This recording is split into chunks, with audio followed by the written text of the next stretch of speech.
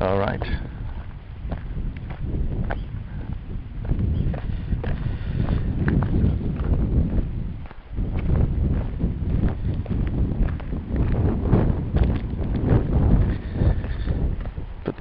Put the hold on. This microphone is bizarre. Let's try it like that.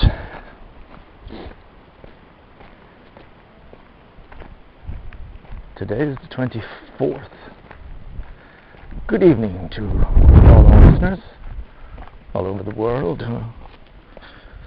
Good evening to all our listeners, and thank you to all our sponsors.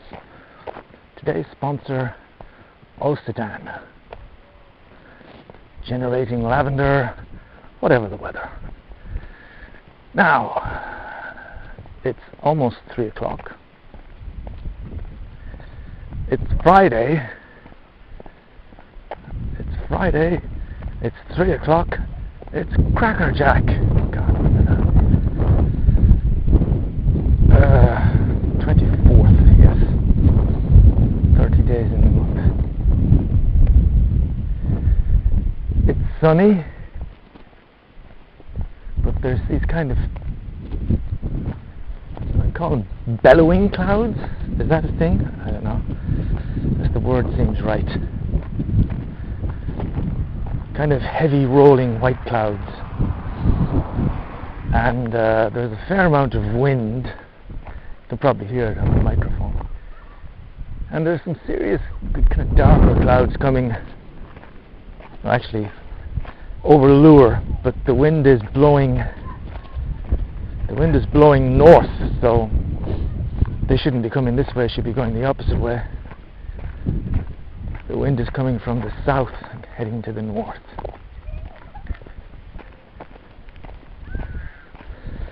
And I'm off on my daily afternoon walk. I had contemplated going to the Connemara, and then I thought, nah.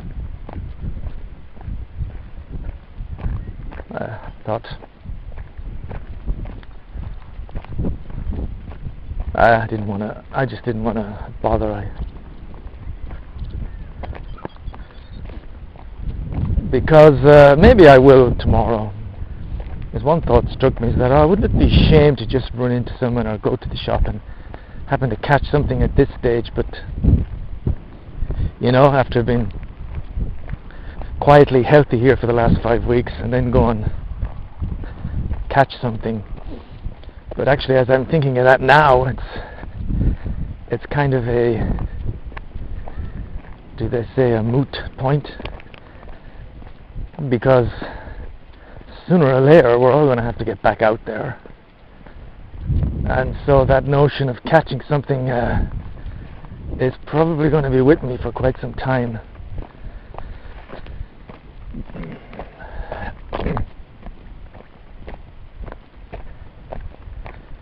Anyway, that's not for a while yet. But yeah, going to the Connemara and back, it's a substantial walk. Of course, I'll see how I feel actually. I can still do that walk up to the end of the trees and around where the horses are and back. That's also substantial. I'm heading to the river first, and on the way back, if I still feel like it, I'll head off that way.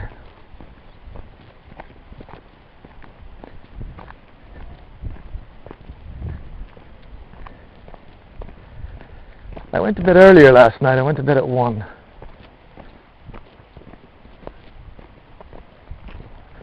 Took a long time to fall asleep though. But anyway, I did get a lot of sleep.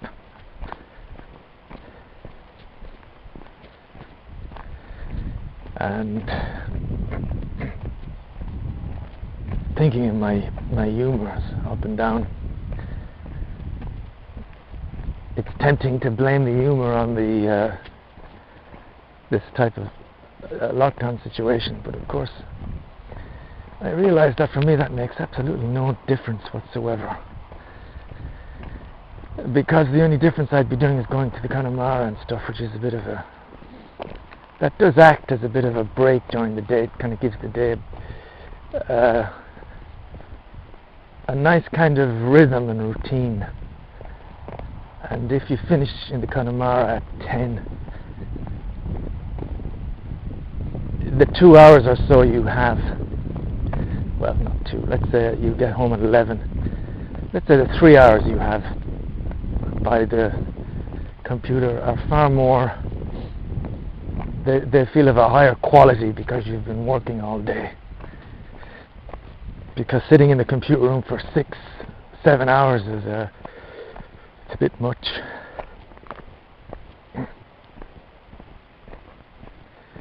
But in terms of my humour, no, that's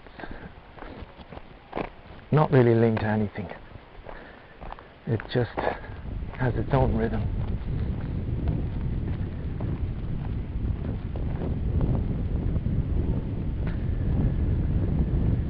That's all.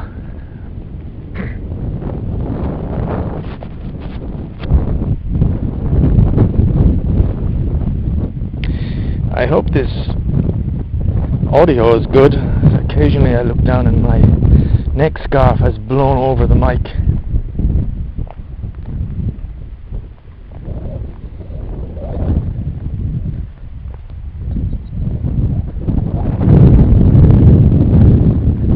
So I may try, Flo wants to help me today to take part in a AA meeting this Friday at 6:30. So I guess I can do that.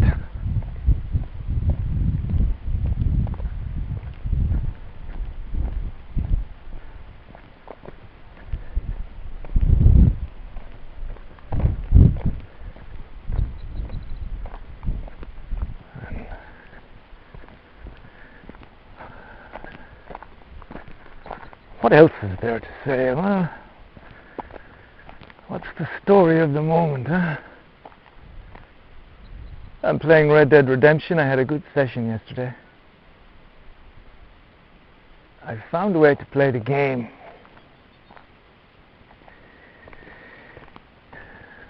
which feels good, and that is when you have to do missions and you have to go far away, you should take your time getting to the yellow spot, you know. And it may mean that you do a little bit of hunting on the way, you stop and you camp, you eat. You go slow and you pay attention for the white dots, the side missions and things. And you do them whenever you get the chance. I did that yesterday, and man, the time goes fast, and you gradually build up your Arthur a bit as well, you know. And you also, I'm trying to practice certain things, crafting and trying how to use the firearms properly. And yesterday was good. I had some bounty hunters on my, that's something else I need to do. I need to make some more money, and then I need to pay off a bounty. I got this 85 bounty, $85 bounty. I don't really know why. I don't think it's connected to Micah. I thought people were coming after me, and I was just defending myself, but it's possible maybe they were sheriffs or something. But I had some really good, twice people were coming after me. And on both occasions, I managed to fend them off. And what you really need to do, you just need to find cover. That really is the key. If you can find cover behind a rock or a decent sized tree, you have a good chance. And then you get ready and you can wait for the 3 bounty hunters or whatever to come at you. Of course, that'll be slightly different if there's more than 3 and they've got dogs and things. That can be more difficult. But I did quite well. I managed to fend off 2 groups. And then on the way back to the hideout, I decided to rob a stagecoach. And before I could say, "I'm going to rob you, mister," the guy pulled a gun on me and killed me. I deserved it though. But it was kind of cool because it was a surprise. And like I say, I was trying to rob this guy, so that's that. I'm looking forward to getting back into that today.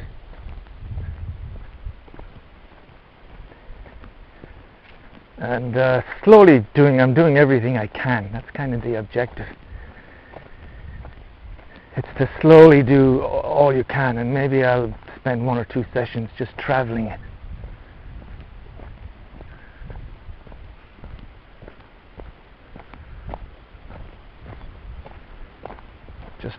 Yeah. I'd still like to see if by picking up someone, putting them on my horse, especially if it's part of a mission,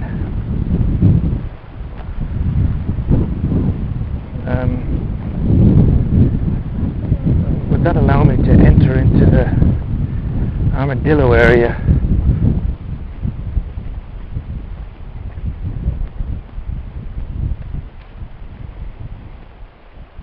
I don't want to get obsessed by that because it's kind of it'd be a stupid thing.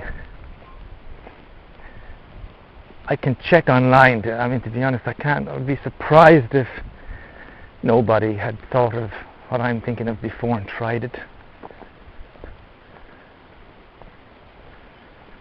But it would be nice if you could get Arthur to be able to ride around even just once, just to have a look at all the different towns.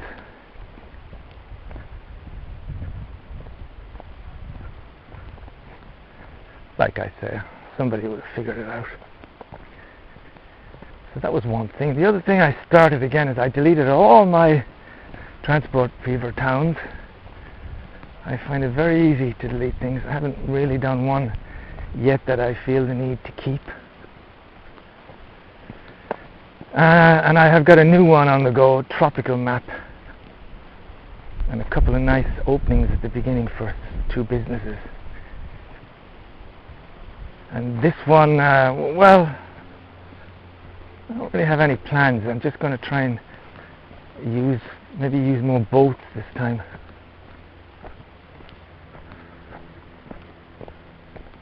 See what happens. Or maybe just stick to this one town I'm on, although you need to open the town up to other towns. You need to install public rail, I think. But after I've maybe connected some towns, I can just concentrate on a massive kind of transportation of goods to this one place and see, can you really just keep growing the town on and on? Again, I don't think you can. I think there's a limit.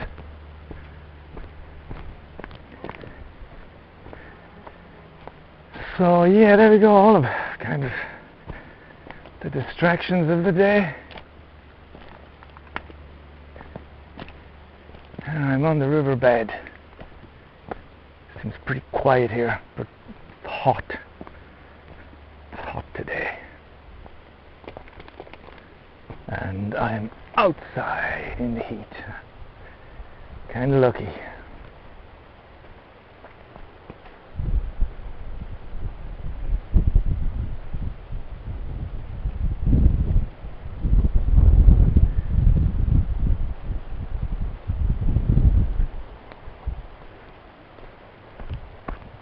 I gotta fill my flask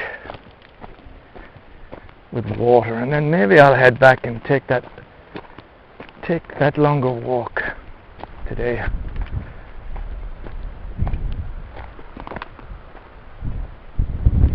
Because this walk feels too short.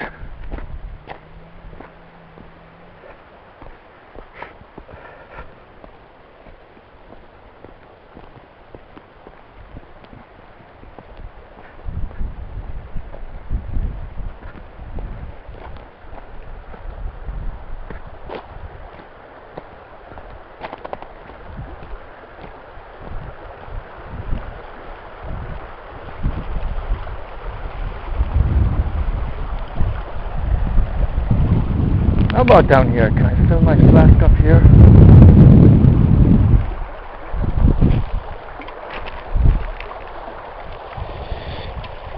It's not that easy to fill this up.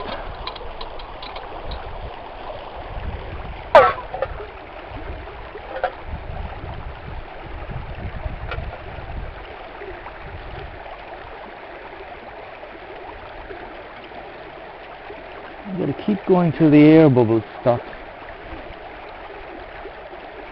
Like now. Ah, that feels pretty full. I think Flo was right.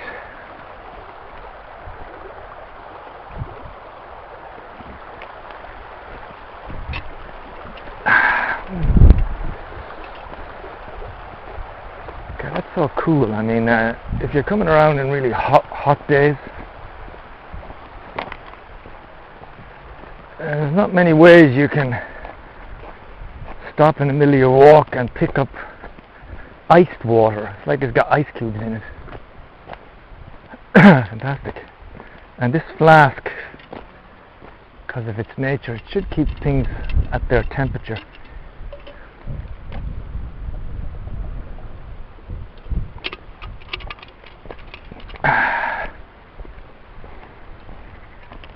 It's my new thing now. I just feel something very nice and pure about that water.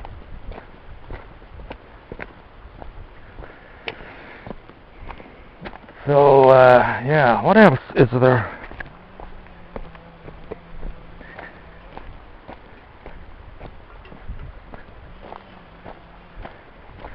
The noise of someone cutting wood. Wouldn't be a proper walk without that noise at some point, somewhere.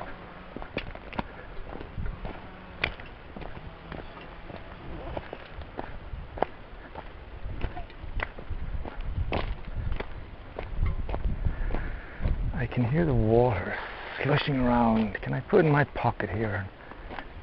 Does that stop it?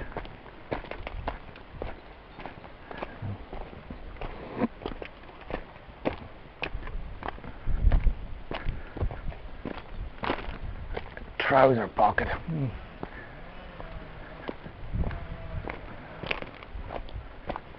Let's just carry it. Cool as well. I know anybody that sees me drinking out of this, they're going to be one thought in their mind. Lockdown has got to that boy. He's out drinking his whiskey from a flask. He's lost it.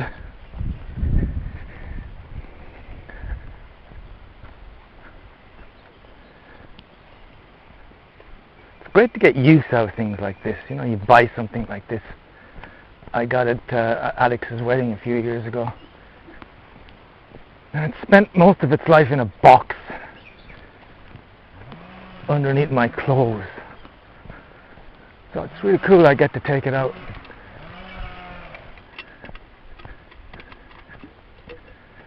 And it gets its use.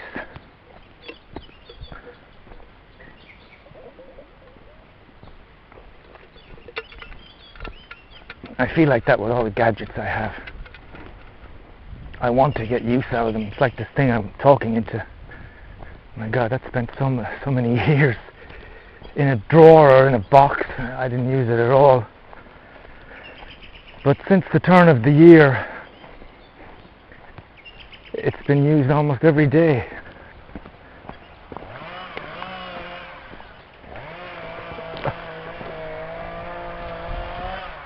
Of course, I do have the other one I bought, the Philips one, which doesn't have that ability to put a mic on it, unless there's some kind of weird adapter you can get for that, but I don't think I'm going to get into that. I can't be bothered. But that, if you hold it and talk into it, it's going to be better quality than this one. Pretty sure of that. It's got a better mic. It's also very small, very easy to put in your pocket. So I may use that in the future at some point. So somebody's chopping wood actually in the forest here. It's not somebody in their garden or anything.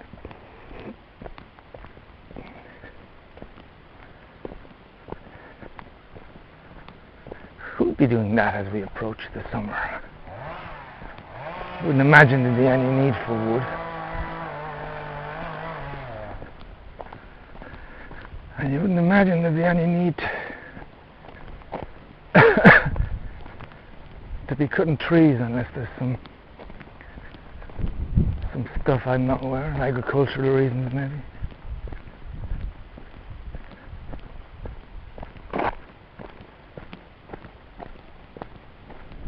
Can't see anyone.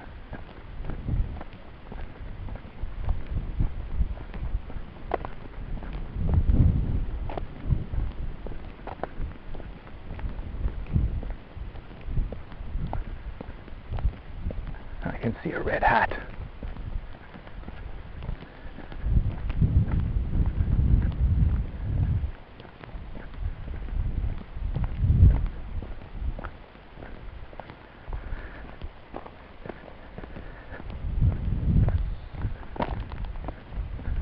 And God, I think I see a tractor in the middle of that.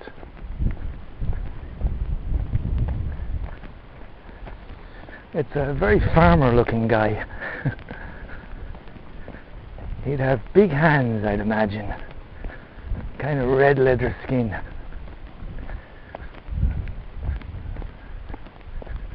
I wouldn't fancy going and having a conversation with someone like that. They don't take too kindly to strangers.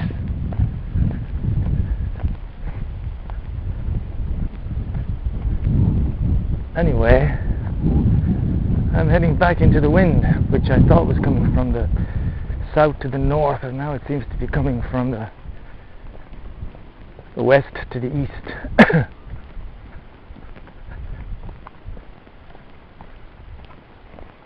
Coming from Vox and Villeneuve.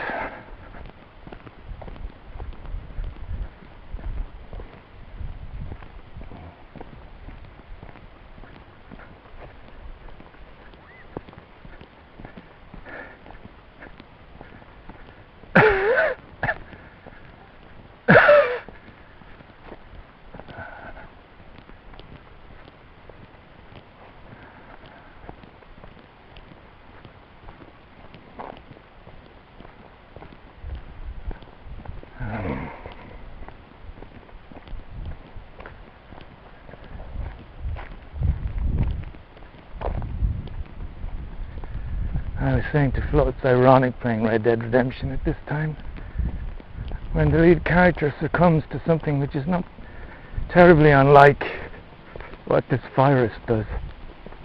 TB. Tuberculosis.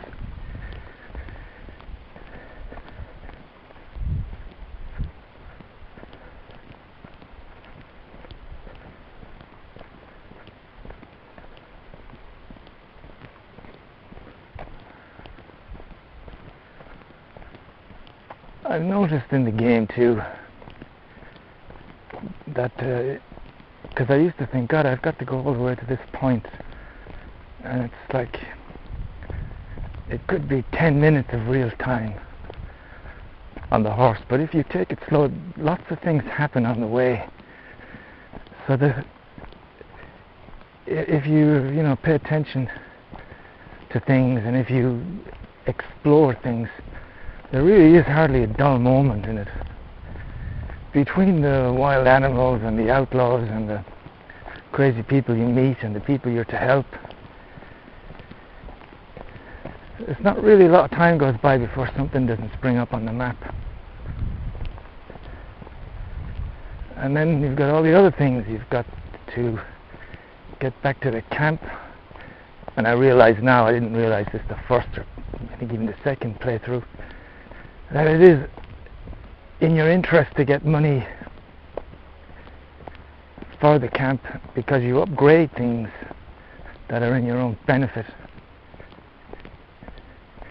If you upgrade certain things, you can always grab lots of medicine to increase your Deadeye and stuff before you leave the camp.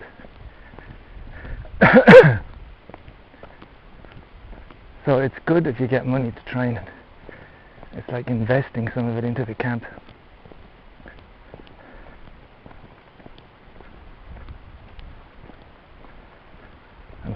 I'm struggling with money at the moment. I haven't even got enough to pay off my bounty.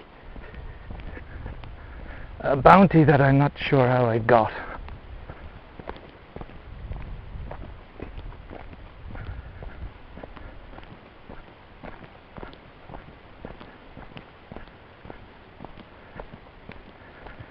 I think the next mission to do as well will be to rescue Sean, the Irish guy.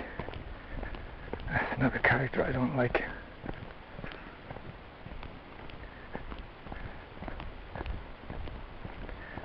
Got this thickest Irish accent.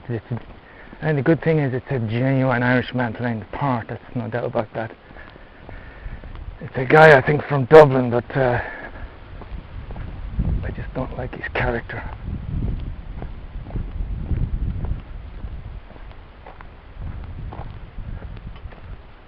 I don't have much to say today, as you've probably gathered.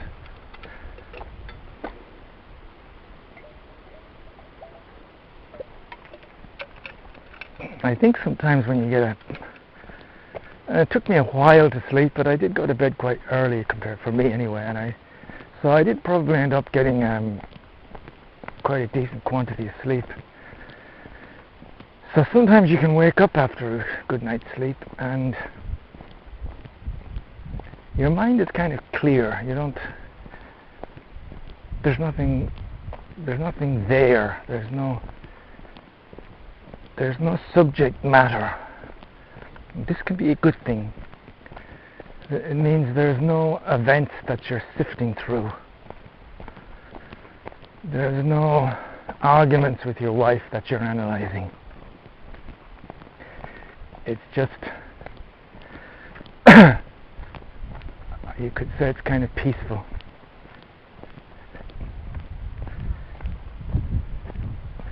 Maybe one of those times to stay quiet.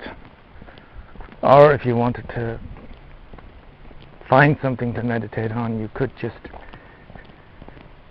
do one of your imaginary interviews on a game like Transport Fever, for instance. That's all kind of harmless stuff.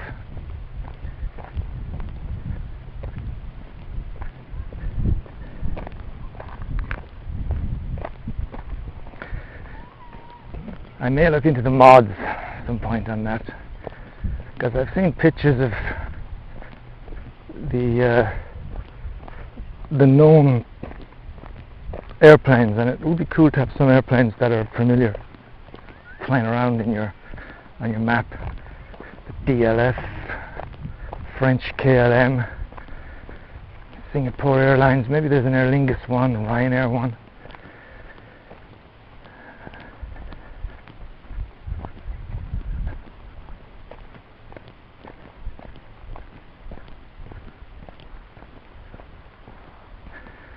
And then in the future, if you wanted to just make up your own map and just put, let's say, two different towns into it, let's say maybe 2 or 3, and then activate the mod that allows you to bring more products to each town. Instead of 2, you could bring 4, let's say. And so you could have these 2 towns and just experiment with growing them very large, as big as possible, and then work on traffic connections, and maybe even a traffic connection going from one to the other and then going around the other one and all the way back to the first town, but coming in from a different direction, so that you give the traffic a whole circle to go around in. That'd be interesting, because there'd be no reason for traffic just going to nowhere and being stuck, if that was the case.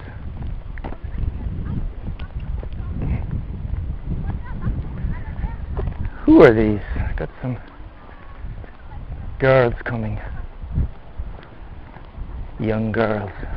Young girls.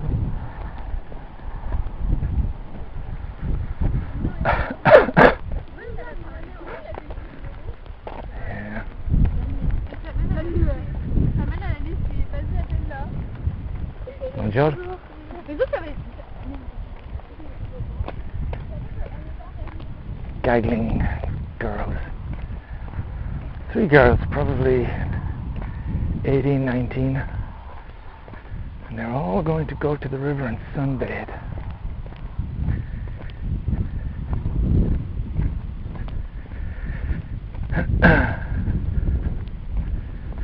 Kind of wonder, is a person's mind as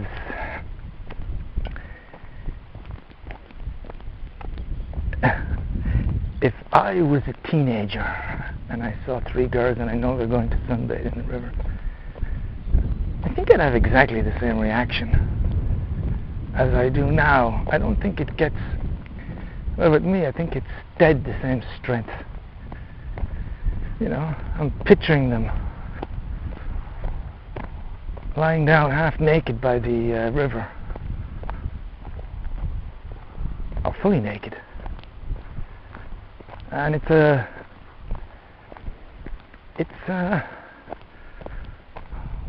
what is the adjective you'd use for that?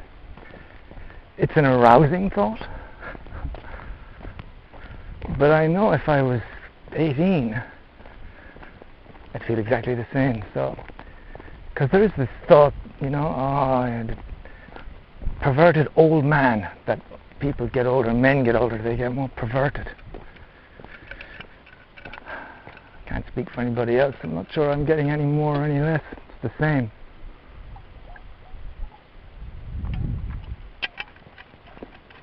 If I'd been an 18-year-old and I'd had access to all the porn on the internet that I have now, pretty sure I'd be watching the same stuff. The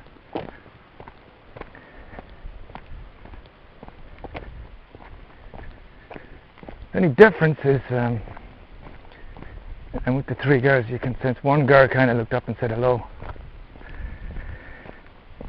And you know,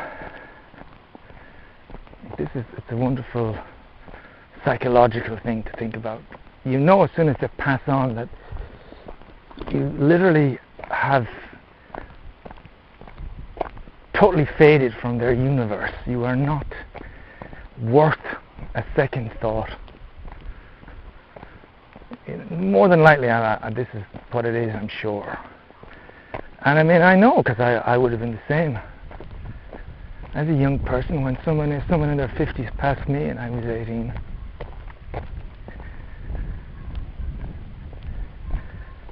it would have been just something to forget.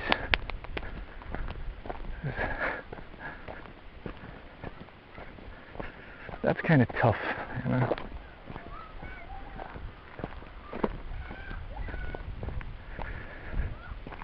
From the opposite sex,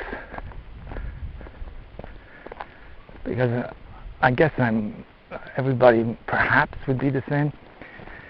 There's a certain, it's a lovely feeling that you get when you know that, let's say when I was young, 20, let's say,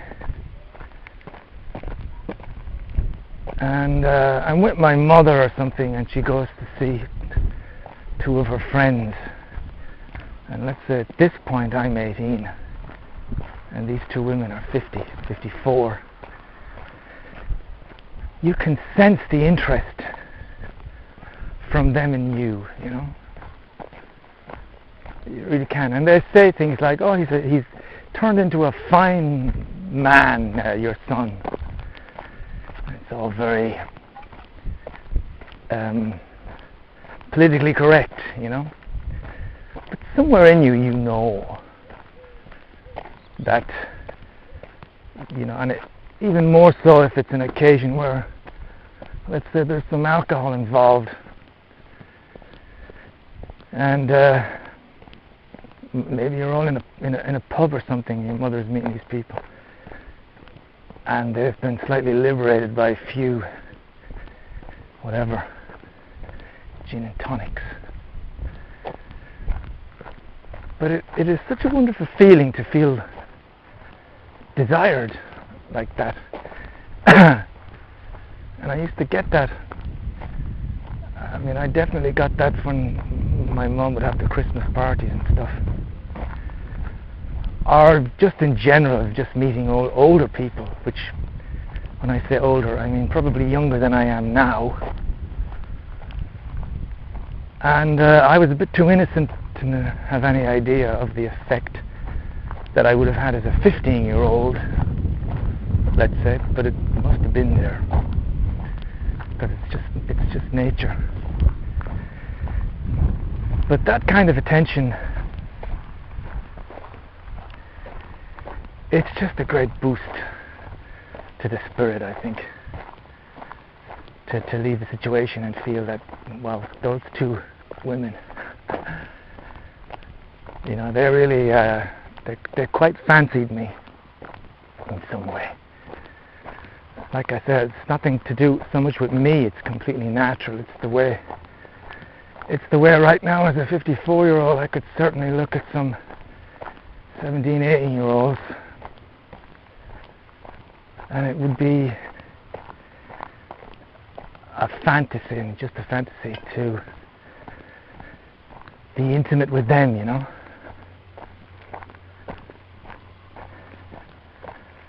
But just to get back to it though, it's a feeling, and it's something that happened to me right through, you know, and you kind of never think it'll stop, and it really does. It does boost your confidence, it boosts your ego, and it's a shock when one day you're walking down the street or whatever, and it kind of, I don't think it's an immediate thing, maybe it is for some people, but there is just that moment when you realize those three girls have come past me there. There's nothing, and even if they're older people, or people the same age as you,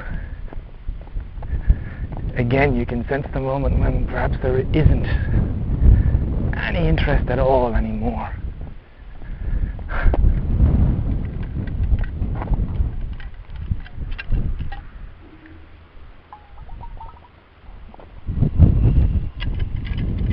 You have to just accept it. Doesn't mean that, and I don't think I'm that old or anything, and it doesn't mean that if there were certain situations, you know, I'm sure if I was in a nightclub and the lights are dimmed and I'm dressed properly and I look properly and there's girls there and everybody's drinking a bit, I'm sure there'd be plenty of situations where plenty of younger girls would be interested. It's just that's not going to happen because I'm not going to be drinking and I'm not going to be going to nightclubs anymore. Can't see that happen. I guess I can only hope at some point I go to a wedding at some point and some beautiful young teenager just falls head over heels for some crazy fucking reason, because she's slightly deranged maybe. Yeah, that would be the thing, slightly deranged, and she just ends up having an obsession and wants to be with me and would do anything for me. I would use that situation, I really would. I would use it for my benefit.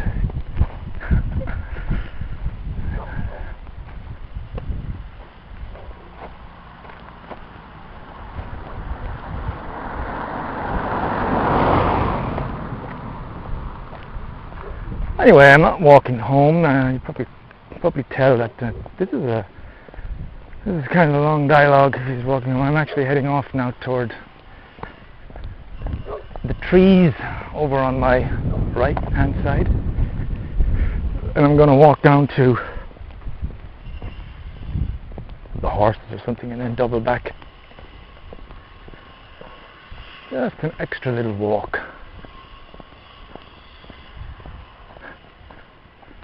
My God, it's like another house over there.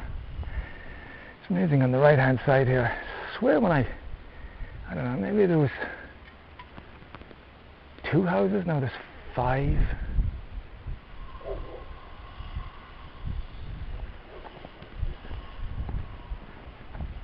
You wouldn't think you could find the space. I guess it doesn't take too much space to build a house. It's like you don't need acres of land or anything.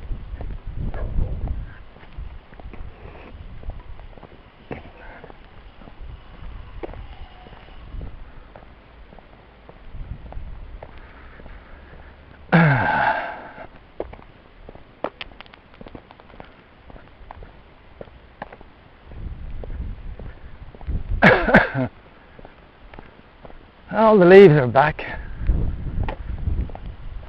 It happened quickly.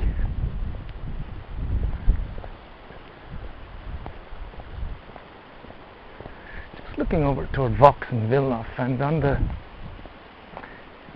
there's a hill on the far right as you look. And it's completely covered in trees. I don't know whether this is because of my playing Transport Fever. It just looks like one of those, but it's kind of like it's like got a dense forest all over. I just think, wouldn't it be nice to walk through there?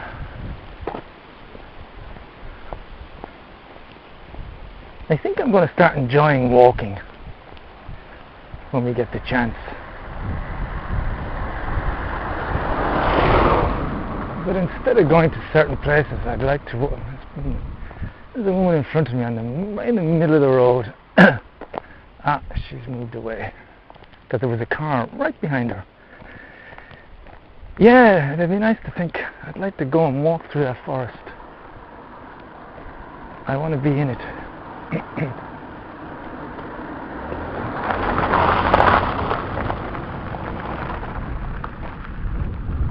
I'd like to be in that forest. It's like looking at Lure, the mountains, every day. You think, I'd love to go up to the top and have a look back down here. Or of course the big hill on the other side of the river.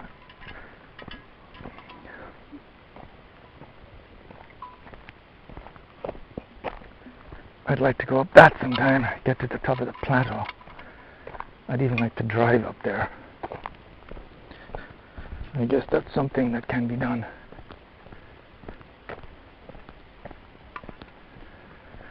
At some point. Who's coming toward me? A lovely white terrier. And two people. Get this. He's a cute fella.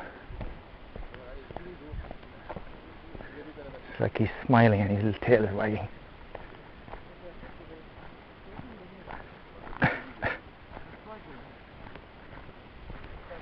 Bonjour. Bon alors qu'est-ce que ça raconte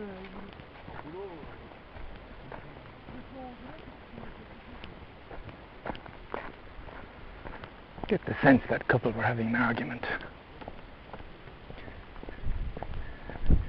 Maybe not. Maybe the dog just ran away and she had to go forward. That's why she was walking in the middle of the road, to try and protect the dog from the car.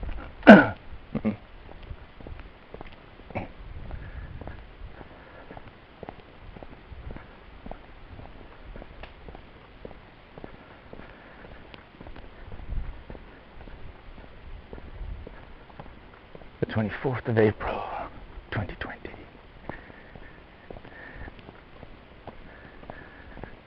Will I ever be listening to all these things again?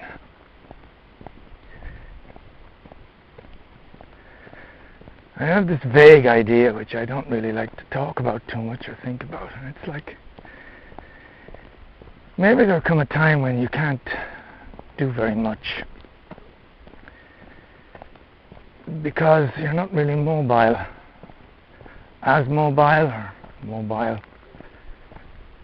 and so you're confined perhaps to a smaller space, maybe just a room, and maybe you spend a lot of time in bed. And in those times, at least you'll have access to, hopefully, that you'll have managed, and I'm sure you will. There's no better person to arrange storage and organization of audio files. But you'll have access to all these things. And so you'll be able to listen back to hours and hours of this time.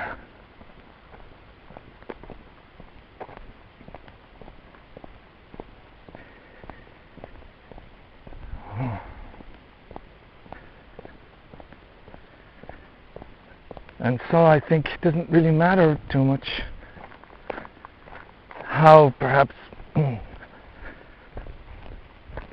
I don't know, boring it might seem to you now in the present, talking about current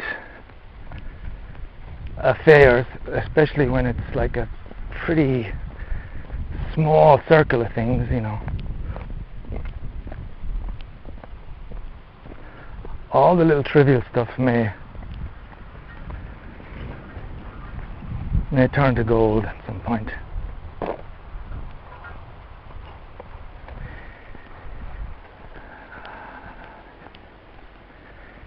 If I listened back to stuff I did in 1982, just the same format. If there was something there and I'm walking to school now and I'm just talking about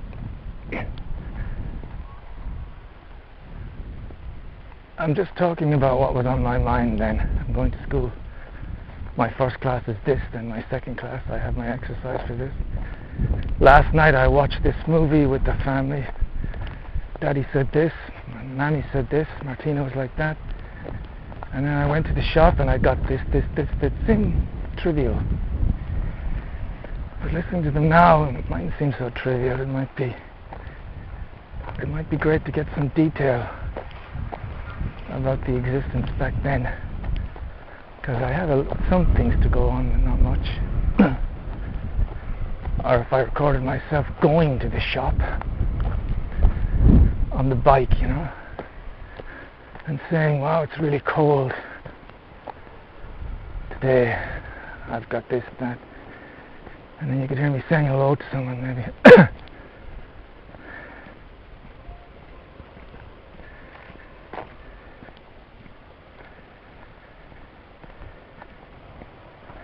If I listened back to stuff like that, would I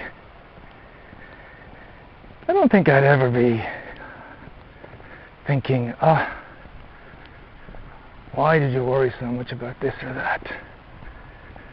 Why didn't you, let's say you overheard me saying hello to some girls or something, why didn't you just go and ask that girl out on a date? Why didn't you take that girl somewhere quiet? And I don't have regrets, but I still have the fantasy of being able to do it all again.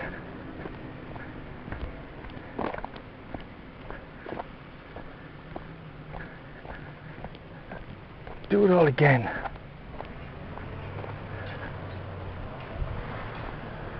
don't know what that is. With tractor, with the knowledge I have now, you know, like I've said before.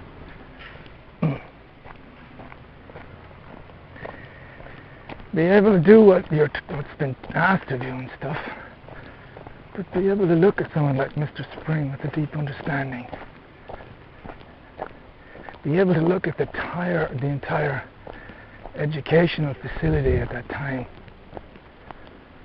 and know exactly the importance of it to you. I mean, it may well be that you'd excel in it. I think you'd have a big interest in the history, for instance, the story. From Steam to Steel, I think it was called. I think you could pick up on parts of that and start discussions about it. There wouldn't really be a way of getting information like you can now. But just on a humanistic point of view, you could be like, if there's a chapter on the First World War, you could bring up the subject. God, imagine what it must have been like. Or maybe you could say wasn't there a flu pandemic, a Spanish flu thing at that time, because you remember all this anyway. And you might like it so much that you might do better. Maybe in biology you'd like it. Maybe if you had the mind you have now, you wouldn't really be that interested in playing football anymore. And maybe you would be more interested in staying at home and enjoying the company of your family. You know, knowing how time passes and knowing what's in store. Maybe you'd be quite happy to spend a lot more time with your dad, although in retrospect I think you did spend a lot of time with him. Maybe that was the second time. Who knows? But you did spend most Saturdays. And you did watch a fair amount of movies.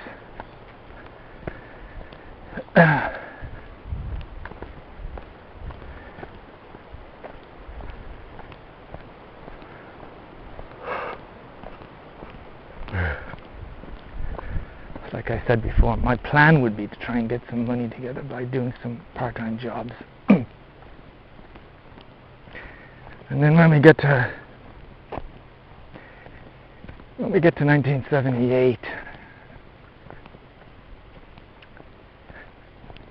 I have to check this. 78, I'm pretty sure was that. That's the on-board John McEnroe match, and then you could really make some money on the scoreline there. McEnroe takes the first set, Borg takes the next two. Then there's a tie break in the fourth. And McEnroe takes it.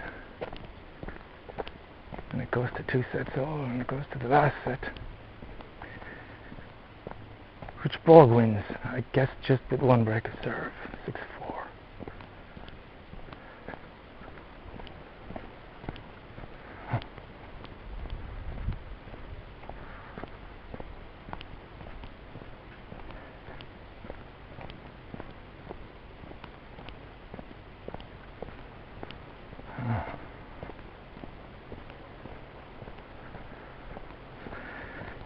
This is a great example of how the mind works.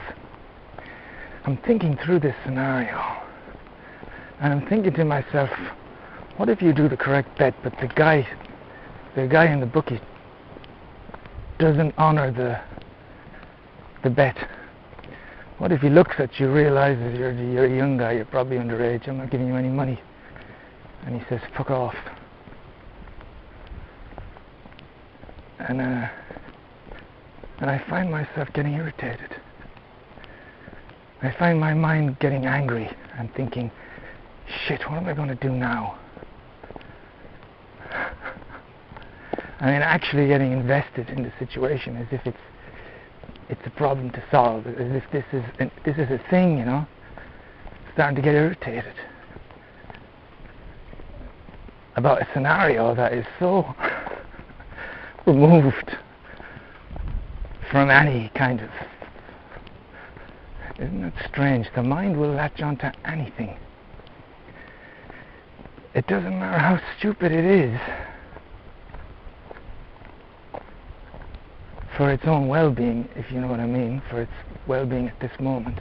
It doesn't matter how stupid it is. The mind will latch onto it and think, no, this is important, has to be solved. That should be a lesson for what the mind latches onto in general, and you think, yeah, it's important that I get this adapter, or it's important that I do this in the game, it's bothering me. It's really not important at all. It's the mind that's just being obsessive.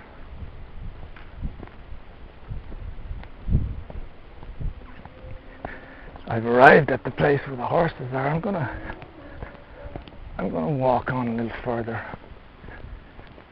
I'm gonna walk on to the little housing estate that I like. That would be the normal way I'd go.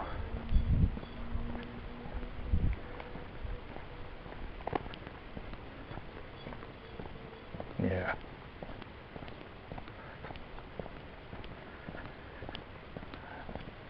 Flo was right, I'm sweating like a pig.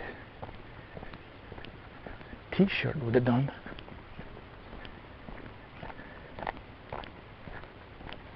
Yeah.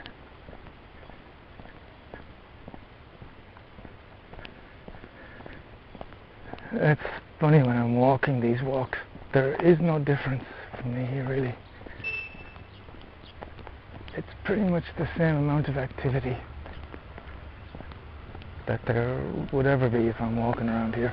The fact of the matter is sometimes there's more activity because kids are not at school, parents are out more. So yeah, that would be the difference, which is ironic.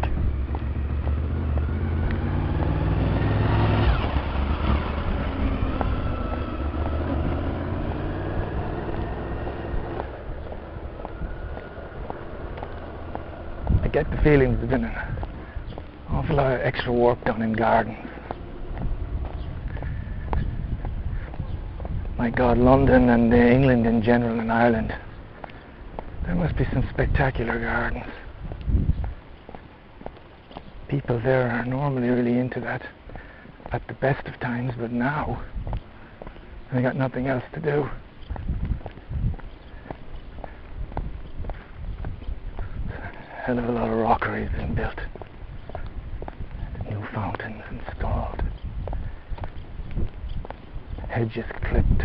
New plants grown.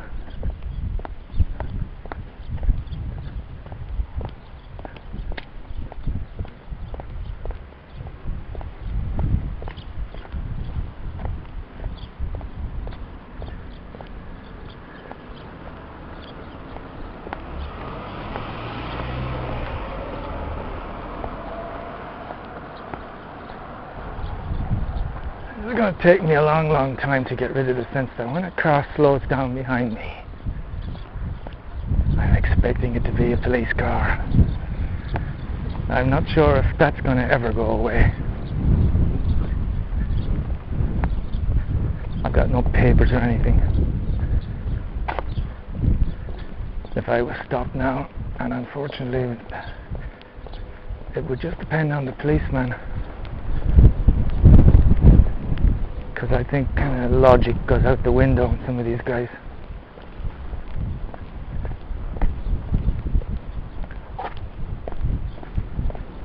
Well, the wind has gained in strength suddenly.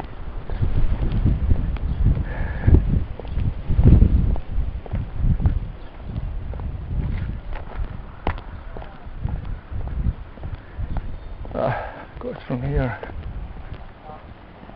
now it's feeling very much like the walk, as if I'm walking from the Connemara here, but I've changed direction. I'm heading back.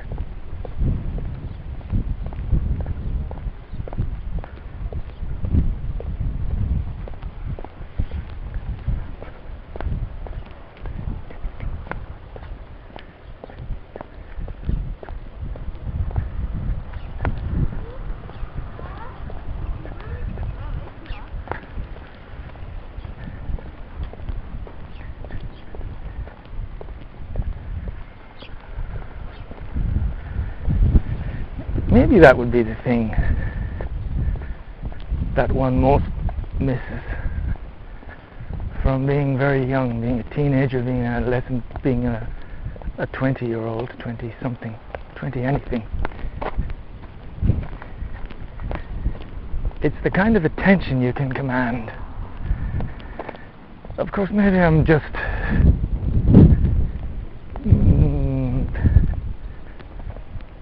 blowing this out of proportion. Maybe it was never that much attention there. But it's just the sense, if you go to a house party, let's say, you go to a big gathering of people in Stephen Katz's place, 100 people, you're going to turn a lot more heads if you're an attractive 21-year-old.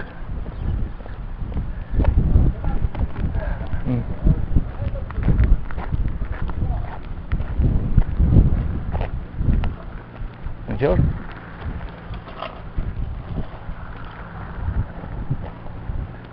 Perhaps.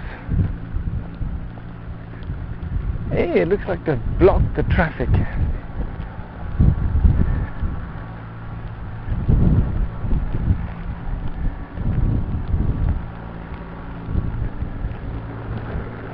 Here. There's doing something on the road.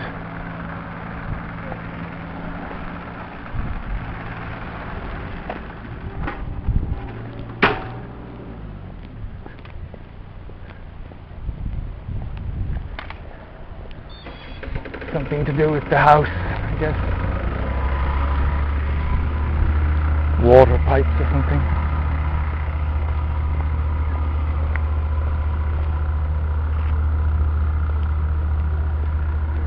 Yeah.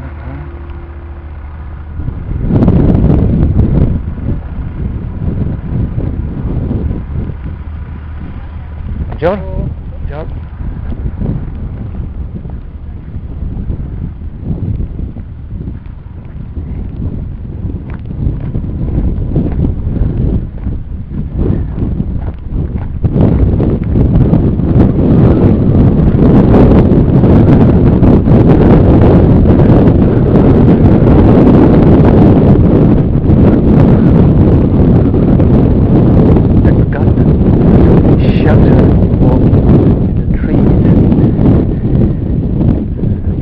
That today is actually quite windy.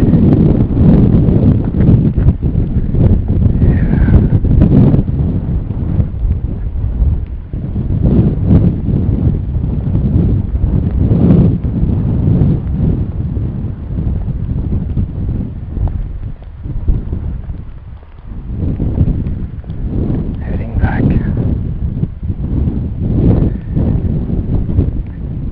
It's not really right to say that that's one of the maybe it's one of the better things about youth. The bad thing about youth is that, well, for me anyway, I guess I can't really speak for anybody else, was that I couldn't be critical of anything. I kind of accepted things, too many things, you know. That when you're very young, you don't realize when a teacher has been a fucking asshole. You don't realize when you're being treated badly. You tend to take responsibility on yourself in a bad way. You think it must be me.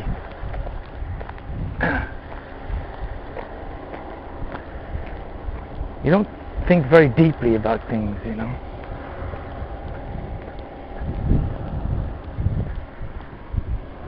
And when you get to that point, it does add a certain freedom to the person to be able to say no to things.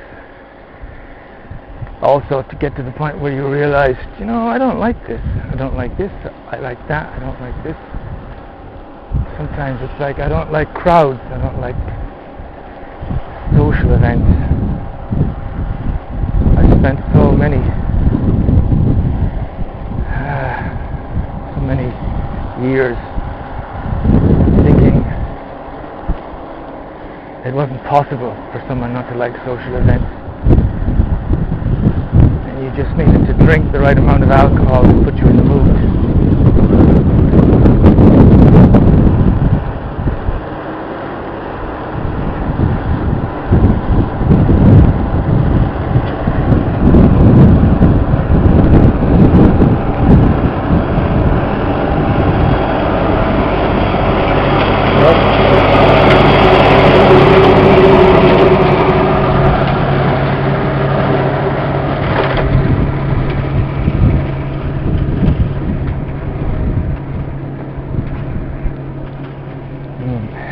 Smell of freshly. That thing, by the way, it's cutting the grass on the verge. Sometimes I forget that if you're listening back to these things, you're probably wondering, what the fuck is that noise? Sometimes when you see things, they're the obvious. You take it in with your eyes, you know, and you don't feel the need to. Yeah, it's a guy on a little tractor cutting the verge, and obviously the thing is rolling up lots of rocks and stones and stuff, making a racket.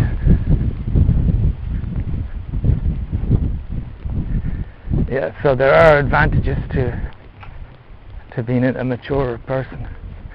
I think that's why that fantasy of repeating it and having both faculties working, I think that's probably what happens, and it leads to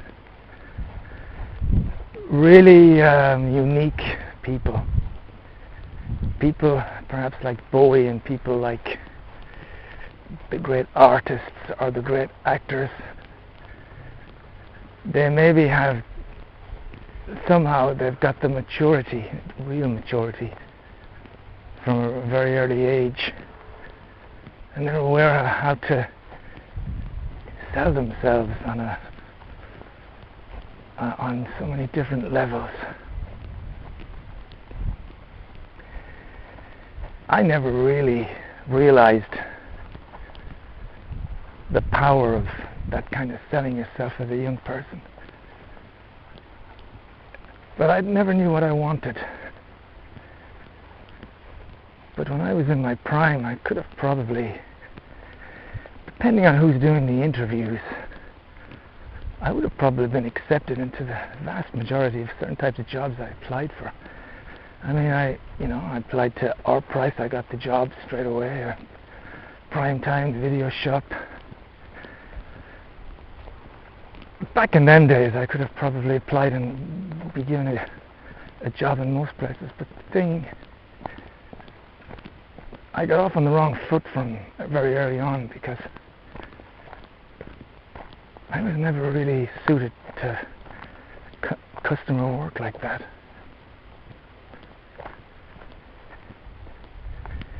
Maybe with the knowledge now and the kind of maturer psychology, I'd be able to handle that a bit better maybe. You know, again, I could, although I don't know. Jesus, would you ever want to go back and spend 8 hours in a china shop where, you know, you're either standing there or the most fun you're having is dusting fucking plates and things. Again, maybe if you got into some kind of a rhythm where it became meditative to just gently go through lots of stuff and clean lots of shelves and just get stuck into it.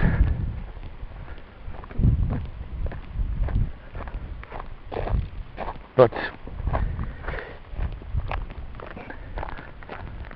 I have no particular fond memories of that, to be honest. Except at the very beginning, because that was kind of the first job I ever got for myself. The factory was kind of given to me, but that was the first job I applied for and got. So that was, I felt very good about myself. But given the power of your youth, if I'd only had some other ideas about other jobs, earning better money, let's say, well, again, it's hard to find maybe I could have went for the security at the Lloyd's. Pretty sure they would have always needed security people. If I'd applied to that job and got it,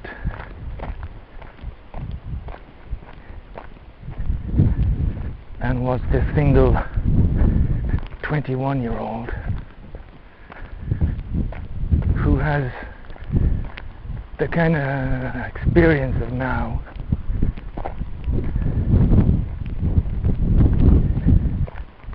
would it mean that I would have ended up with lots and lots of girlfriends?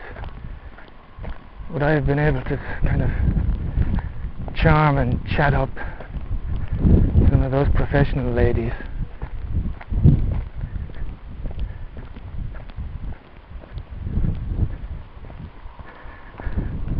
That wouldn't really be me, but would I have been able to find out who was the vice president of that company and do a kind of talented Mr. Ripley or something, get involved with that person, charm them, kind of like the Mitzi situation, end up with a woman that was like extremely rich but really needed to have some company and was more than happy to bring someone around the world with her and look after him. You know, and that might appeal to me more second time round. I don't know. You know, sometimes when I've thought about going on holiday somewhere, taking a train somewhere, I sometimes like going to Dublin that time. I have all these ideas of this and that. And when I get there, I can't do anything. It would be terrible to find myself back in a situation and think, well, that couldn't happen because it would just be different. I don't think I would have went to London, for instance. Or certainly not the way I went. There's no way I'm going to be sleeping in houses that are half derelict in a sleeping bag on the floor and kind of taking tubes and things at night to Clapham Common. No. I think I would have been very interested in the drama aspect of things. Not drama, acting. And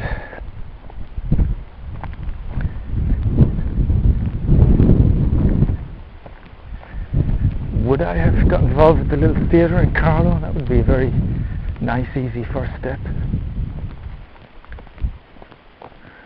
As a 20-year-old, would I be able to cope with that? Would I be sufficiently uninhibited to let myself go? Would I be sufficiently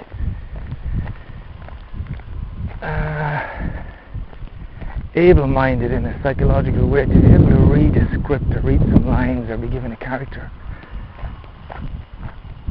and to be able to, honest to God, just think, well, this is really all this is. He's trying to do this, get this, and he's got these two traits.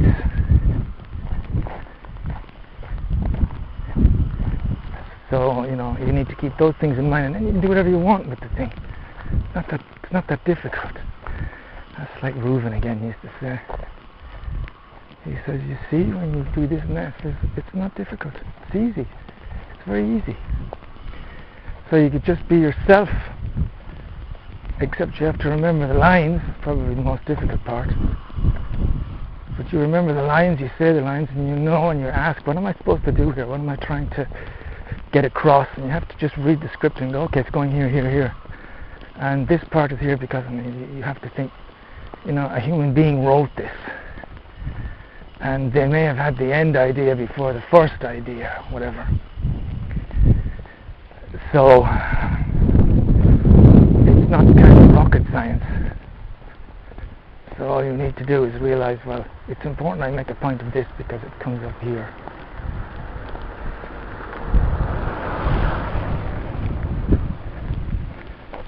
So when the guy asks me, are you any good with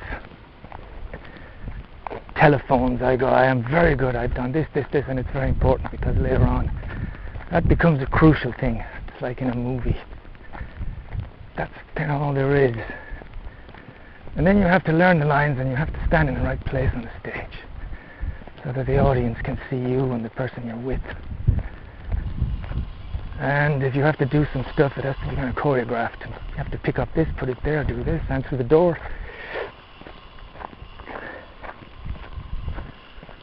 I could go down that way. It's like a simulation, isn't it? Like starting from the beginning and going, I'm going to try this way. Now, my mother and father, well, I think my mother would be delighted. I think my father would be delighted too. I don't think there'd be can't see there'd be any problem. My father was wonderfully detached from it, and I think he would have let me do what I want. And if I told him I'm doing a play and I'm doing this and that and the other, I have a feeling he may even be supportive. He may like the idea. He may even come and see the play. I think my dad was a very intelligent man.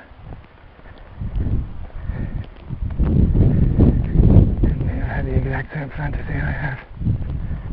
If I could only go back again. And maybe he'd say, what would I do? Maybe he wouldn't have got married. And that would be the end of my fantasy. Because I wouldn't be here.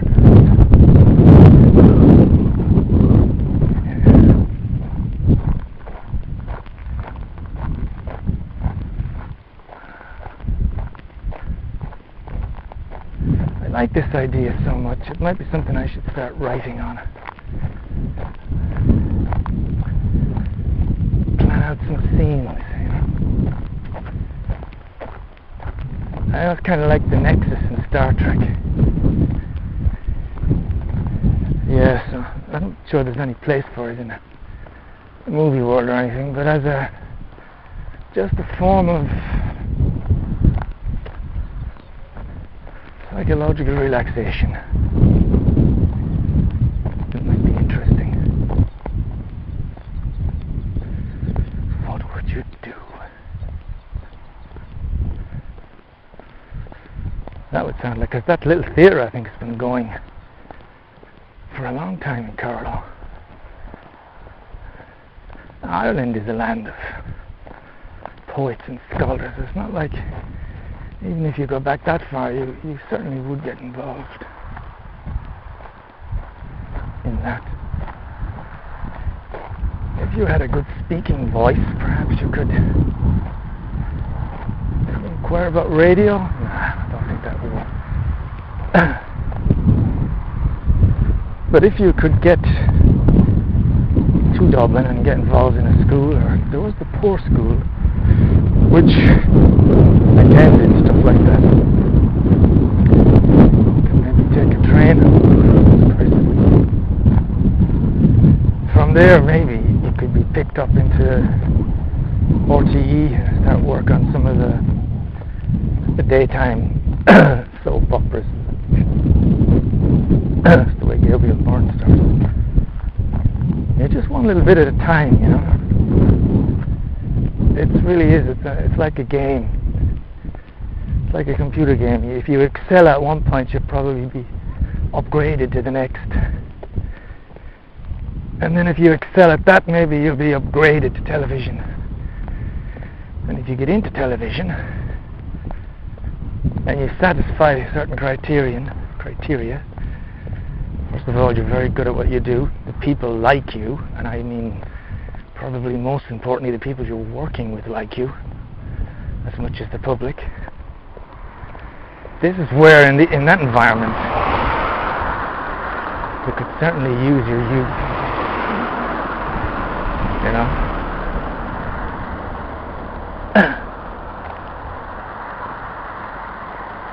Yeah. You could certainly use your youth.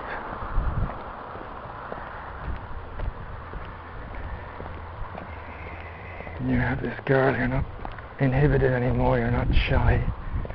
You gotta sing, you gotta kiss this beautiful girl. My God, you'd kiss her.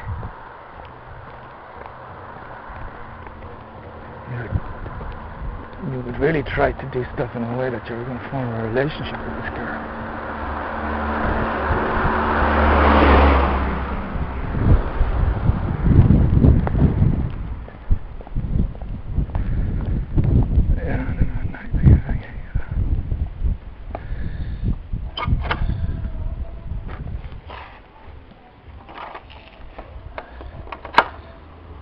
You know, Claire, when it comes to acting, you've really got to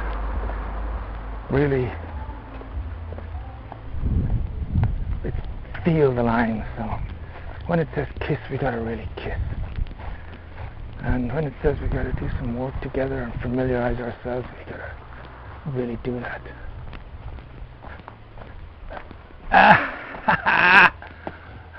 Who's there? Are you sleeping all afternoon, are you, fella? That's my boy. That's my boy.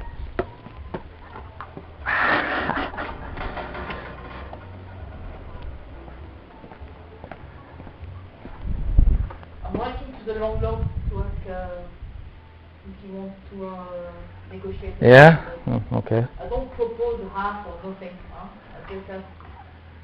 Yeah, is there anything you could do? Yeah, because I say up to the end of July. Well, next for you will be end of July, surely, you know. So if from May you can reduce the run. I say I like to do truck with you, service and things like that, but never idea on me.